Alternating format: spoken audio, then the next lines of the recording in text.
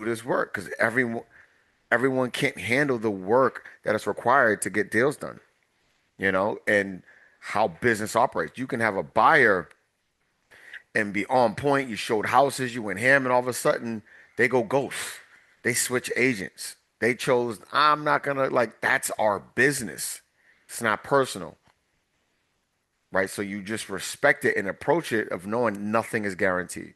Don't get comfortable. Don't start making purchases. Don't take your foot off the gas because you got a deal under agreement. No, like anything can happen, anything will happen, and it's okay. It's part. Now, again, you want to lessen the things that are counterproductive to what you want, right? And those are through your follow up, through getting the contracts, making sure deadlines get hit, making sure you understand your buyer and they're getting something that actually aligns so they don't back out. All those things help you lessen the blow, but don't get comfortable, you know? So, and I share that because, yo, this is business. I was just celebrating with y'all, what, yesterday, 2 days ago? And here we are 2 days later with some awesome news. Now, it's not awesome, but with some news that he's backing out for now. It's all good because I got great momentum. I got the meeting today. I got another meeting on Friday with Foxborough. And I'm gonna use that guy's offer, which is already written up and accepted, as leverage. We already got an offer at 1.1. So don't come with anything crazy. We already Damn. got it. You know what I mean? Now it creates urgency versus when you have nothing and you're like, hey, do you like it? You like it? You want it? Not that I would ever Controlling say the that. narrative. Yeah, there you go. God put me in a position to do this now, gain traction now. Instead of closing in 2 months, I can hopefully get this closed end of June. You know what I mean? Beginning of July. You know what I mean? So anyway, buenos dias. And it really this kind of ties into our topic today, right? You are the asset. And the reason this is important is as you all are starting to meet with sellers, you're starting to talk to for sale by owners, your buyers, partners, and collaborations. It's very important that we remember you are so valuable, right? And you are the asset, not thumbprint, not your bank account, not where you grew up. It's you.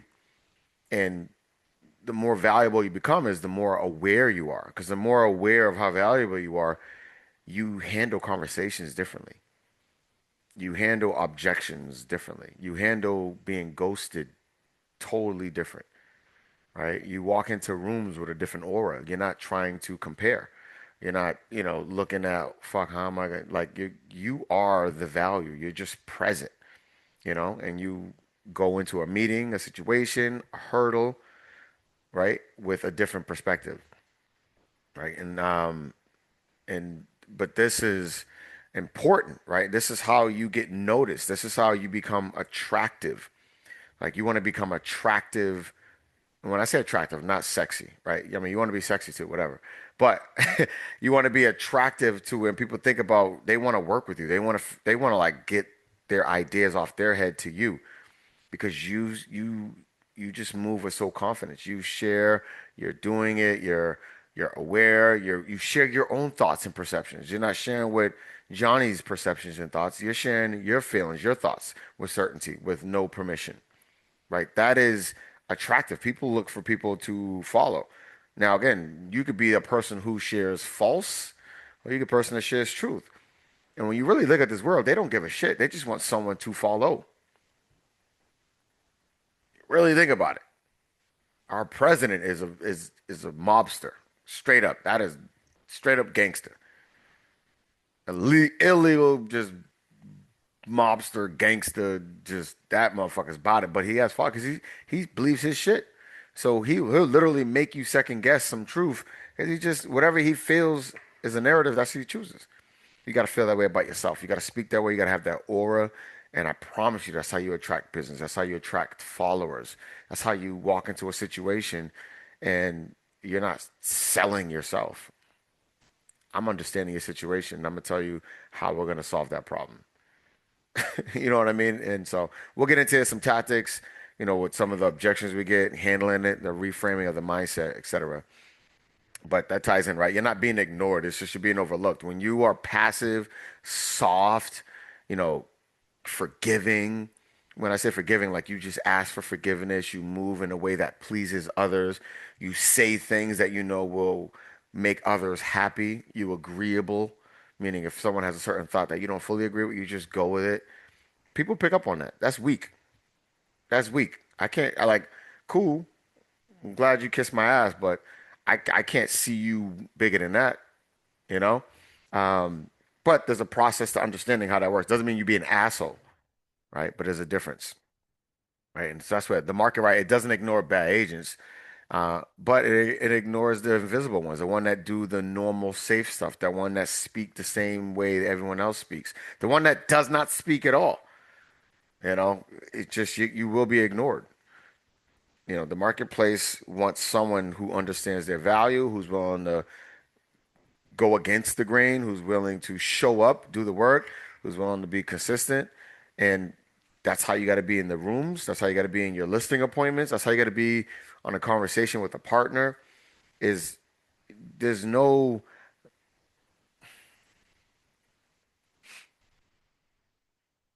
there's no we have to literally remove the barrier of people pleasing, right? And there's a lot of layers to that because we do it in a lot of areas, but it does not serve you. It actually serves you just being transparent about how you think and feel. And then people will learn how to deal with you, right? They will. They'll start adjusting. They may not like, but it is what it is. They'll know, cool, if I don't want the truth, I'm not going to ask him because he's going to be honest, which is what you want. Or you're going to have someone say, I want to work with that person because I know he's not going to bullshit me. He's not going to just tell me what I want to hear. So, so these are kind of the three laws of asset strategists of how I move, but how I want to continue to get better, but also where you all definitely want to continue to like seriously be intentional, take these to heart, right? So engineering your value, that's you creating the image you want, right? You telling the world exactly who you are, how you move, right? What problems you solve, where you are in life. Like that's all engineered. You create that narrative. And then real life will catch up with you, right? But it's you think about these boxers and fighters or these NBA players, they all say they manifested, they dreamed it, they saw it, they saw the fans, they saw the trophies, they saw the highlights, they saw the success. They engineered it. So then they started acting, training that way as if they were already in the Olympics. They're training or speaking or eating in a way that they were already in track and field and blah, blah, blah, blah, blah. And then real life caught up at some point, right? So you think about your business, your brand, who you serve. If you serve $1 million clients, you move that way, you talk that way, you speak as if you're already handling clients that way. You create situations and narratives that showcase you're doing that thing. You will attract that kind of business. Don't wait and say, all right, whenever I get there, then I'll start talking about it. No, because it's going to be a way longer time before that actually really happens then. But you create it. You can engineer that, right? Kill the need for approval.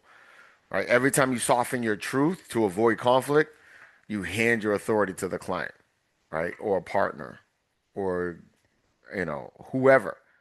You don't need approval. You really don't. You need to be respected above all. And people sometimes will do business with someone they respect because they know it's going to be up and up, right? May not be besties, but I respect you. I respect your process. I respect your transparency. Right? I respect your kind of your grit in a sense of you'll tell me what I want to hear despite how it may make me feel. Now, again, there's a difference between moving in a way not needing approval and just being disrespectful, right? Total difference. And that's not, we're not talking about that level where you're just ignorant. Um, skill to the point of danger, which is once you get clear on what you do, what you serve, what your gift is, what you love, you gotta put work in like crafting that, sharpen that sword. Like if that's your weapon of choice or the nunchucks, like that's just the gift you have to work those and slay it. Yo, practice with that. Understand it, maneuver it, figure out when it like you think about your skill. If your skill is or your focus is handling buyer transactions, yo, be the best damn human who does it, knows it, touches it, you know, saves it, survives it. If you're handling clients who are wealthier, they want to save time and money, right? They're making a lot more money, and you need to figure out how you keep them out of problems. How do you prevent them from having to deal with BS or emotional buyers, right? What problem are you solving for them to get them what they want, but to ensure like you got this shit so they can focus on building their empire? You may have a client, like, you know what I mean? So figure out your client, but then go through that whole bucket that you serve, that you focus on, and go deeper in all the avenues. Like, the stronger you get, you'll speak more confidently. Content comes easier because you know your shit. Objections are handled easier. Clients in their head or backing out, it's easier to handle because you know your stuff. You're prepared for this. You know your clients. You know what's really happening in their head. They're just emotional flip-floppers. It's not personal, you know? And when you know that because you trained, you're prepared. And now you handle it with grace, which then again makes you more attractive. And we all hit this, right? The approval trap. So when you change your opinion to match the room, which we said in the beginning, right? You lose value. And it's felt, it's seen, people notice that shit. That don't make you great. That don't make them like you. That just makes you soft and weak. Someone they know they wouldn't go to for advice or guidance or like you just, if I want some cheerleaders, I know you are it. That's all that does. It really is all it does. When you soften your conviction because a seller pushes you back, right? You lose the listing, you lose trust, right? If you don't have the audacity to tell me the truth because you want to tell me what I want to hear or you're scared, you lose me. That means you don't know your value. It makes them shaky about you. Now, it does not mean you can share your opinion and that contradicts and still do what the client wants, but do not keep it honest or back down when the seller throws an objection or throws an opinion that's contradicting what your guidance is or what you think. He's sharing his opinion. You should be too, right? Have the audacity to be transparent.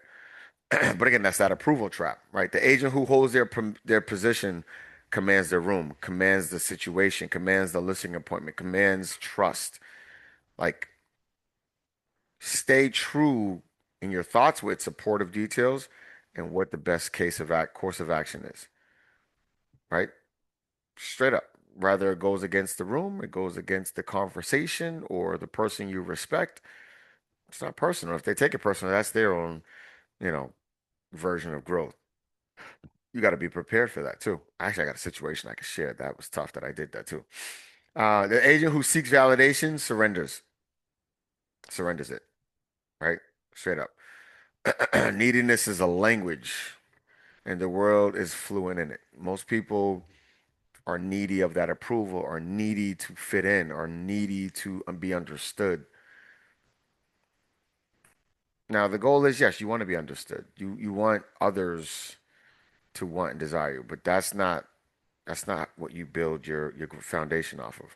That's just the result of you being great. That's the result of you being so assertive and assured and confident. All that shit will have to come. It just will. We have a huge shortage of people with confidence, people with assertiveness that anyone wants to follow. So here's some objection reframings, right? Got three of them in here. The first one is like you may get from a client, right? I need to think about it, right? We can't accept that offer, or that can't accept that answer. And most responses are, so if someone says, I need to think about it, we say, of course, take your time, just let me know, right? That's you surrendering and waiting for that approval. So whatever if it's a listing appointment, a buyer meeting, or a buyer putting an offer on a house, don't just accept that, right? Our response should be, so what specifically are you weighing? Is it price? Is it timing? Is it the property itself? Right? The market isn't waiting, especially for a good deal. Like that, hands down. Right? So you clarify the real objection, hold your ground, and your job is to guide them. Most of us, right? Class says, all right, yeah, now I need to think about it. We say, okay, of course, take your time. Just let me know. Versus, I need to think about it. Okay. What specifically are you weighing? Is it price, timing? Is it the property itself? You know what I mean? Get that clarity because now you get to force and extract. But that's a structured way of I'm not just going with the flow to make you feel good and comfortable, right? But I'm not disrespecting you either. I'm just as a professional, I'm responding to you in a way that keeps I need clarity. You said you want to buy a house. You said you want to sell your house. You want to think about it. Okay, what is it that you're thinking of? What part are you unclear about? Because I may be able to help give you clarity. You know what I mean? Objection reframe number two. Yeah, Rates are too Jay, high. can Yeah. you show that first one again? I just wanted to check it. Thank you. Hmm. Yeah, that's yeah, okay. Cool, cool, cool. That's what I need to get better at on the phone, which is leading into these strategic Yeah. responses. Yeah, that I definitely need practice with that. Thank you, thank you, thank you. Yeah, of course. And I'll make sure again, you guys will have access to this after. But next objection reframe number two, right? Rates are too high. We've all heard that. So a weak response, yeah, it's tough out here right now, right? You just became furniture in the room, right? Not the actual human, not the person of interest. You literally just became another piece of something that no one sees or notices and just uses. Now, proper response, right? Rates are too high, right? This market creates the exact window for serious buyers, right? Serious buyers have been waiting for less competition, which is the truth, right? You get less competition, more leverage, motivated sellers. So from a buyer's perspective, when they say yeah, rates is too high, the market created the perfect environment for you. Like you're not competing against 100 humans per house. Like, and you have sellers who are motivated and who are willing to have a reasonable list price or give back credits to assist you to purchase. Like, what do you mean rates are too high? You're looking at it from, you know what I mean? So that's your way of communicating to them, right? Even from a seller, if sellers want to sell, like, "Oh, I don't know if I want to sell because rates are high. And when I buy, I don't want to, the market created a perfect time for a seller because now you're going to sell your house, but you're also, the house you have to buy, you don't have to pay an extra premium, give up all the equity. If the rates were lower, that means there's more competition. So when you do sell, yeah, maybe more, but that means the house you're buying is way more, and everything you're gonna make, you're just gonna give it to Sally. So rates being high actually benefits you. Waiting till they lower from a seller trying to make wealth moves, that actually goes against making wealth moves. Your wealth move seasons right now. All my other premier clients, they're making moves right now while everyone else is sitting on the sidelines because that's what the majority is doing. And most people follow the majority. So you can follow the majority, if you feel that suits you better, or we take action based on strategic clarity that this makes the most sense. Like, yo, I dead up. I'll talk to it. Now, again, is that disrespectful? No. That's me being clear, me knowing my stuff, me being comfortable and understanding this market, how it works, that I can communicate that way.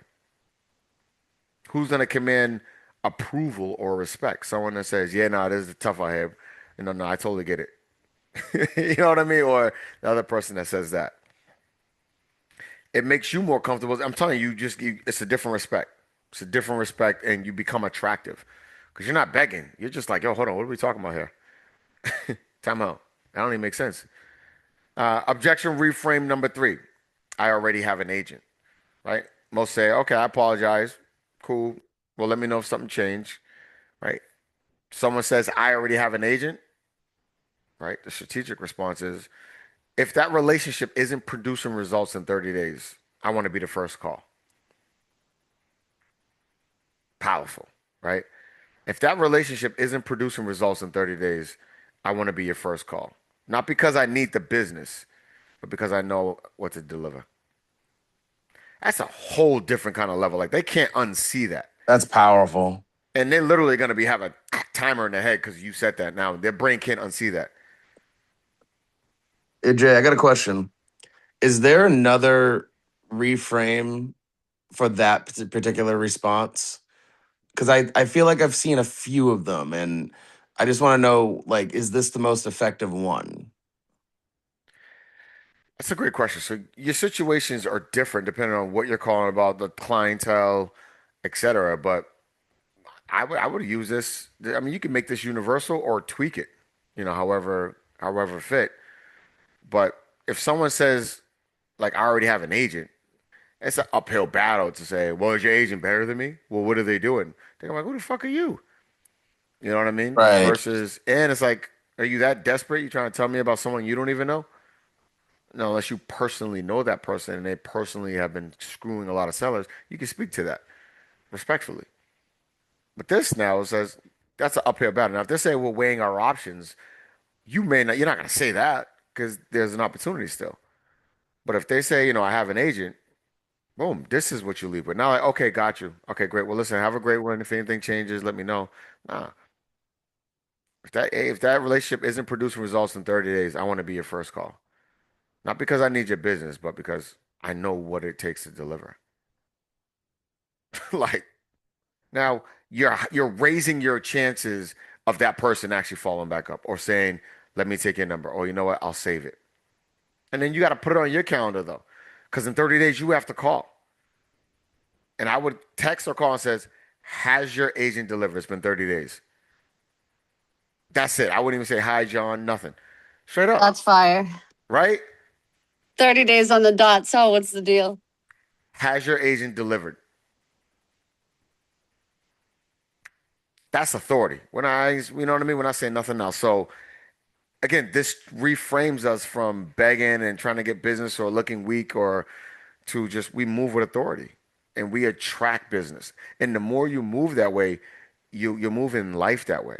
Like when you walk into rooms, when you walk into the brokerage, when you walk in anywhere, like you just move with this level of like you understand you are the valuable asset. Now that doesn't mean you're for everybody, but you're focused on you and you will attract business. When there's an opportunity, you're gonna speak and do your stuff, but you ain't begging for nothing. But you do want your business and you will be a professional to attract it. But I'm not begging for anything and I'm not folding to anyone's opinion. Even your processes, guys, if you have a process that you find is that works for you, that actually fits with who you are, and it maybe doesn't align with someone else's viewpoint of a process, be okay to share that shit. I did it this way. And the person can say, well, I told you to do it this way. But like, no, no, I know what you said, but I actually preferred it this way and I did it this way because it actually aligns with me better. And I was able to boom, boom, boom. Be okay to say that shit. You are the fucking asset. Now you got other great people around you who are pouring in and want great things for you, but they're not greater than you. They're not. I'm not. No, they're not. The listing, the seller's not. You're the asset. That's why they called you into their home. That's why they allowed they want to see if you have the right leadership that they can trust this journey with. Because everybody wants their listing, but not everyone is quality. So the identity drill. What is one skill you're building right now, right, that makes you dangerous in this market? And these are for you all to think about. Next, what toxic narrative have you been telling yourself about why clients aren't responding? And what is the strategic narrative that replaces it starting today? Right. And these, I would sit with this. Is it work? Yeah. Is it like make you feel like you're going to get business immediately?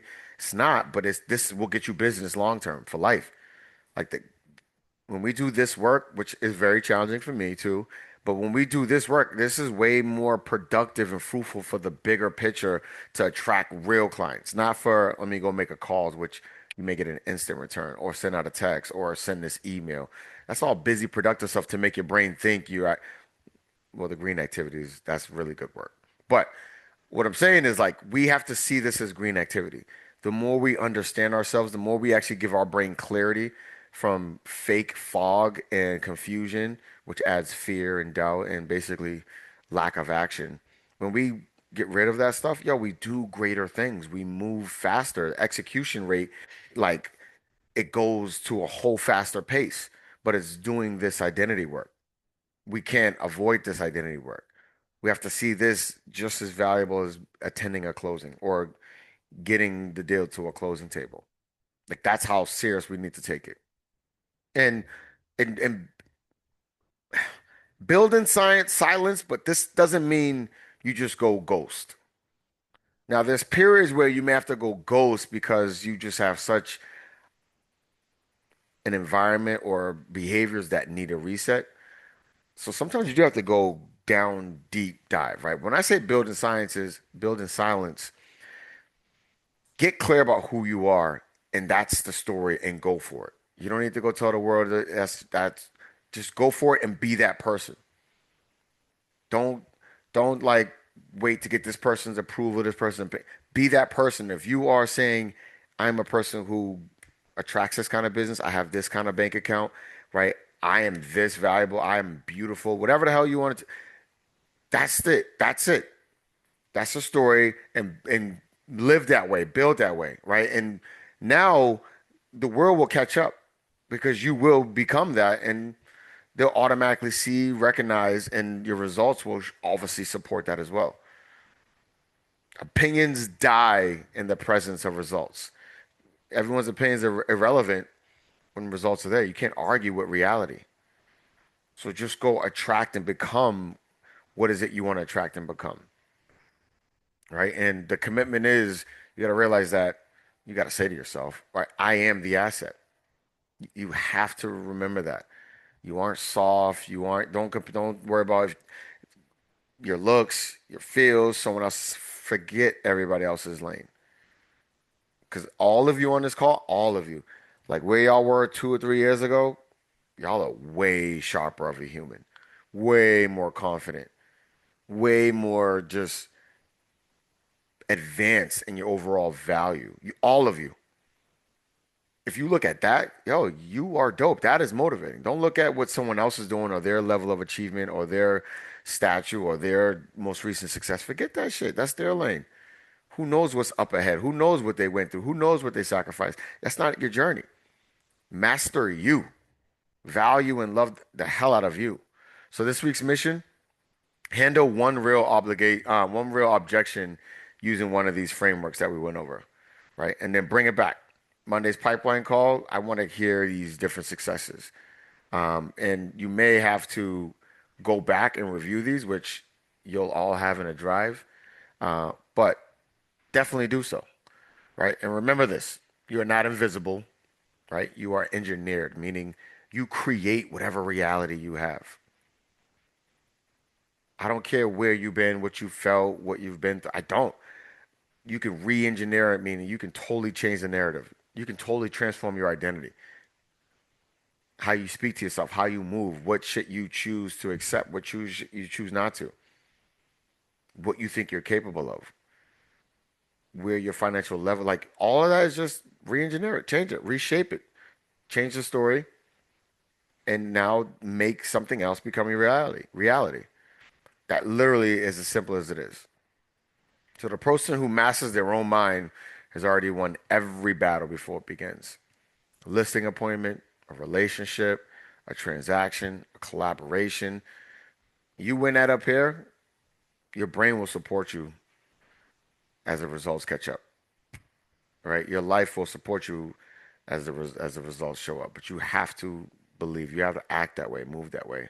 I see in the comments, that's a fact. This one, what's the prompt you've been speaking? So I have a team coaching prompt, right? Which this is where I share. I get to look at what you all are putting in, where your challenges or where you're stuck, your wins, um, what commitments we're hitting or not committing, what is things that I've been doing and moving. So I have a whole kind of coaching prompt.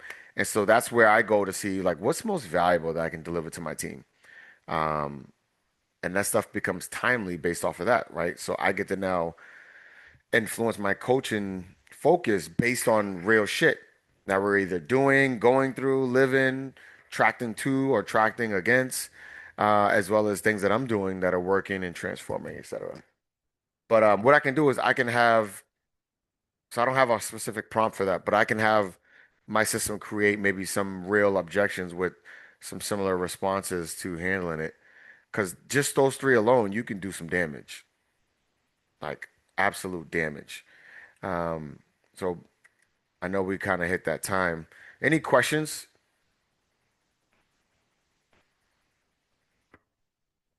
No, no questions. I just got to practice these and get them ingrained in my body because not to say like I've responded weekly to a lot of my calls, but I noticed that a lot of my responses were akin to weak responses in the when I first started doing cold calling on my own.